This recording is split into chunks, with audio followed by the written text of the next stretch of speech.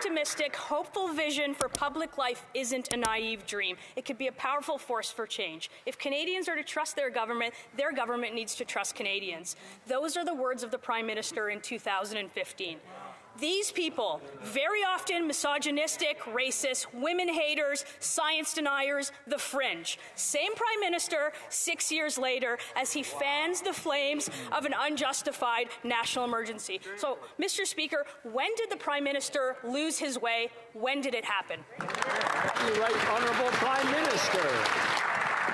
Mr. Speaker, Conservative Party members can stand with people who wave swastikas. They can stand with people who wave the Confederate flag.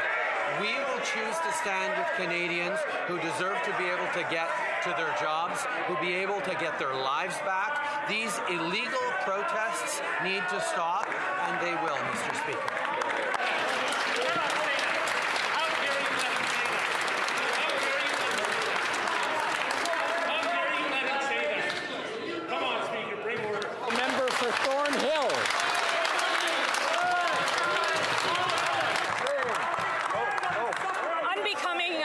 Unbecoming as a Prime Minister. It's been 48 hours that the government went from doing nothing to a national emergency. 48 hours into using the measures. 48 hours without providing Parliament with a justification. So my question is simple.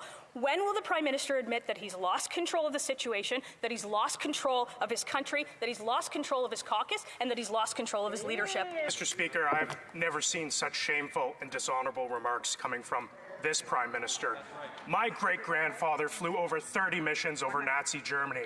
My great-great-uncle's body lies at the bottom of the English Channel. There are members of this Conservative caucus who are the descendants of victims of the Holocaust. For the Prime Minister to accuse any colleague in this House of standing with the swastika is shameful. I'm giving the Prime Minister an opportunity. I'm calling on him to unreservedly apologize for this shameful remark.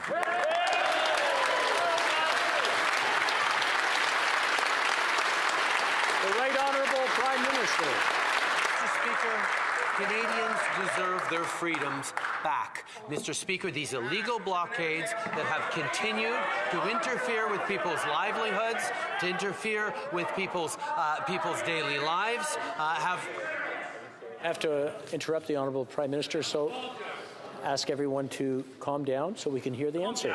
The Right Honourable Prime Minister.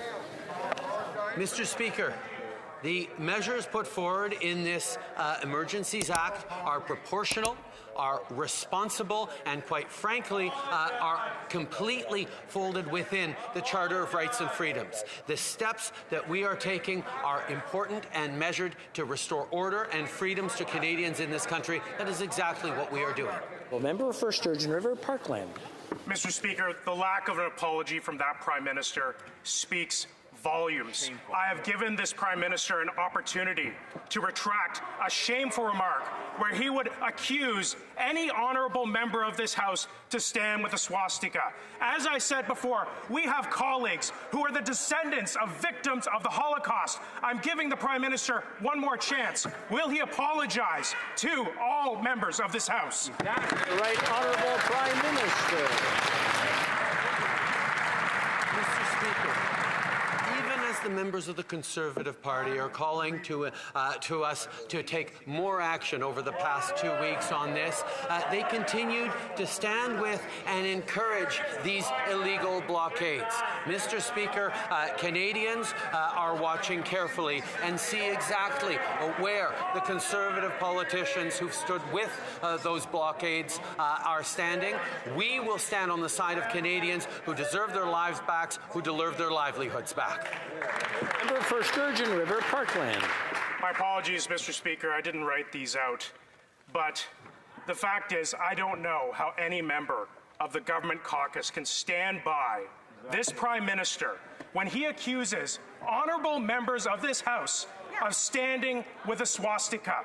I'm calling on all members of the Liberal caucus to denounce the Prime Minister. I have given him 2 chances to apologize. He has refused to apologize. Mr. Prime Minister, apologize.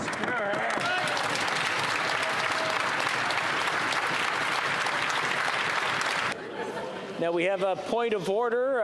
The honourable member for Thornhill. Mr. Speaker, I am a strong Jewish woman and a member of this House and a descendant of Holocaust survivors, and I have never it's never been singled out, and I have never been made to feel less, except for today when the Prime Minister accused me of standing with swastikas. I think he owes me an apology. I'd like an apology, and I think he owes an apology to all members of this House. Order.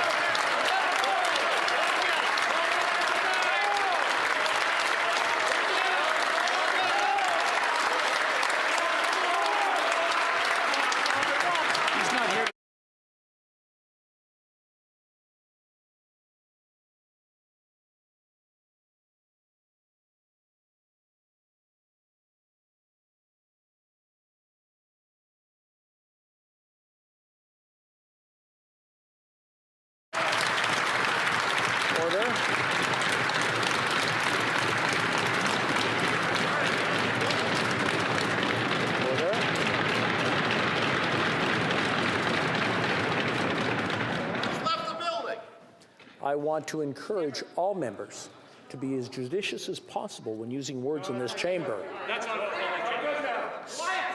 And to reflect on what they say on all cases. Rising on a point of order, the honourable member for Regina Capel. Thank you very much, Mr. Speaker. And I just want to carry on with the point that was made by my colleague from Thornhill. You'll know, Mr. Speaker, that when comments made in the House are so injurious, so insulting, and so unparliamentary, they rise to the level of a question of privilege, Mr. Speaker. And as you know, you have the ability to rule on that immediately. What the Prime Minister did, I won't even go into the hypocrisy of the man who did blackface so often he can't remember it, accusing somebody else of doing anything remotely racist. But his comments made to a Jewish member of this House are beyond unparliamentary. They are reprehensible, and I would ask that you rule that this rises to the level of a question of privilege, and I am prepared to move the appropriate motion, Mr. Speaker.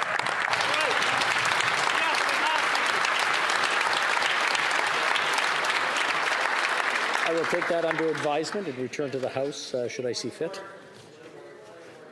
We have someone else who has a point of order as well. The same point. Okay, we'll carry on.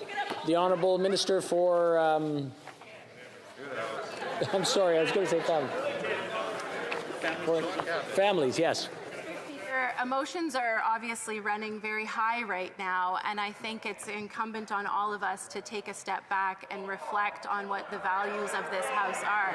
I am also a proud Jewish woman who is the descendant of Holocaust survivors, and my family found refuge and support and a life in this country.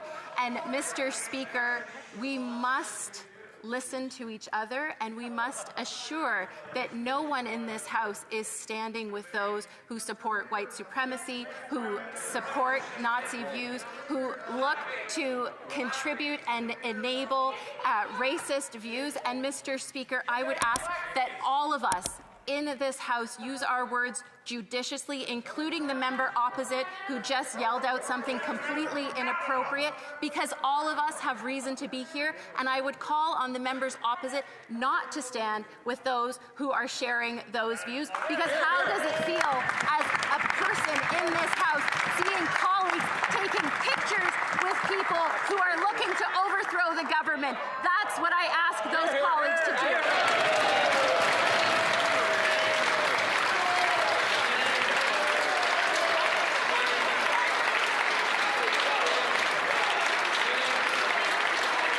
Matt Kingston. Mr. Speaker, I don't think we should engage in an exercise in comparative victimhood credentials here. I will observe that I, too, have Jewish ancestors. My grandmother was born in Bialystok. She came here, fortunately, before the Holocaust occurred. But of the 10,000 Jewish residents of Bialystok when she left, only 500 survived World War II.